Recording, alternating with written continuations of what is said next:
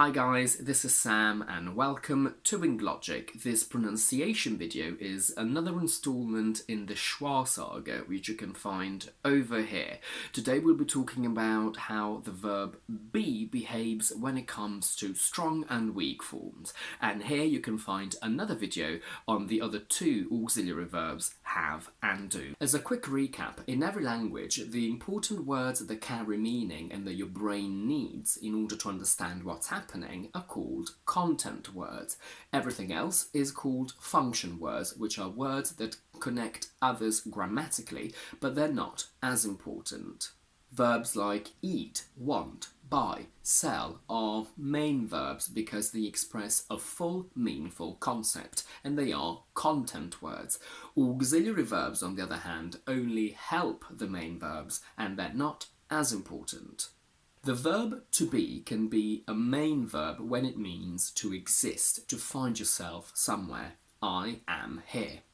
But when it helps the main verb and it creates grammar context for it, it's an auxiliary verb. It's used to create the continuous aspect. I am running, where the main verb is running and am only helps create the continuous form.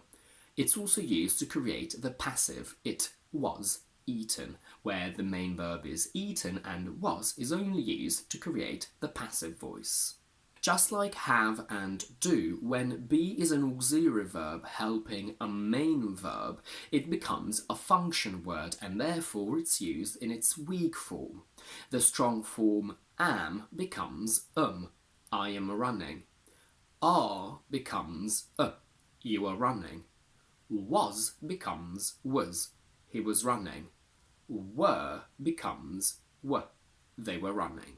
However, there's a difference between have and do and be when they are main verbs, which means content words. In this case, have and do can only be used in their strong form. I have a dog. I do my homework. But the same doesn't apply to the verb to be. If you think about it, even when the verb to be is a main verb meaning to exist, to find yourself somewhere, it doesn't really mean much. If I say I am here and I remove am, I can still sort of understand what's happening. If I remove am from I am happy and I get I happy, I still understand more or less the correlation between I and happy. Because of that, the verb to be is used as a weak form even when it's a main verb, to the point where we can use it as a contraction, I'm, you're, his, which is the most common option. But if you do want to use it as a full verb, you make it weak.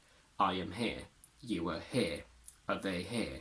In questions you can sort of play with it and you can make it strong if you want to.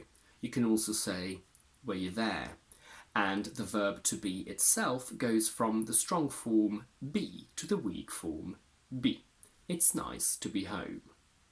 In this conversation, the verb are in the question is weak. Are you happy? But in the answer, we must use am in its strong form because we can't end a sentence on a weak form. We use the verb to be also to imply other parts of a sentence. How do I know if I'm in love? When you are, strong form, because it stands for when you are in love, you'll just know. I'm not rich. If I were, strong, because it stands for if I were rich, where it would be weak, I'd live somewhere else. We must use it in its strong form in questions when it's not followed by other content words. Where are you? We can't say, where are you? How was he? But let's have a look at a normal conversation which would start with someone saying, how are you? Where are is strong. I say, I'm fine thanks, and how are you? In this case, I am stressing the word you because I want to create opposition between me and you. And in that case, the verb are can go weak. How are you? Depending on the context and the conversation, I can use this trick in other questions as well. If I say, I'm here, where are you? I'm putting the stress on you again to create the opposition between me and you. And in that case, are goes weak. As a quick recap, the question, where are you, is a standard standalone question, whereas where are you can be included in a conversation where I've just told you where I am and now I want to know about you. We can use be in its strong form to create emphasis and opposition. If you say, why weren't you at the party? I can say, I was there, you just didn't see me. In this case, I want to create strong opposition between what you said. You've implied that I wasn't there, but I really want you to understand that I was indeed there. Strong forms also convey the idea of surprise, shock, and a little bit of frustration. If I say, you want to lose weight, but you're not going to go to the gym or to stop eating junk food, so what are you going to do? It's now time to talk about the past participle. The strong form is been, and the weak form is been, just like the object where you throw things.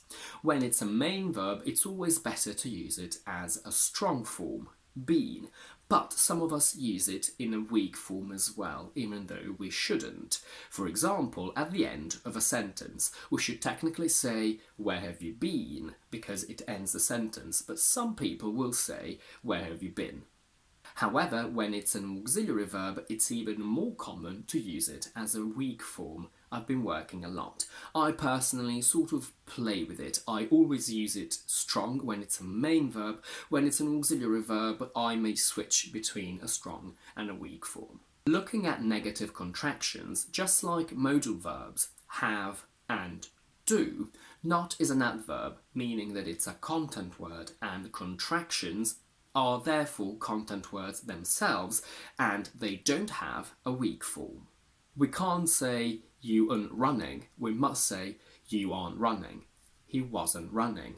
They weren't running.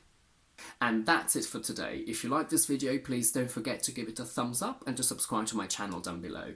And do let me know in the comments if you have any questions and also how the verb to be behaves in your language, if you have the verb to be, because I know that there are a couple of languages that don't use the concept of be at all because it's not that important. In the meantime, I will see you on Thursday with my quick vocabulary video and next Tuesday with another explanation one.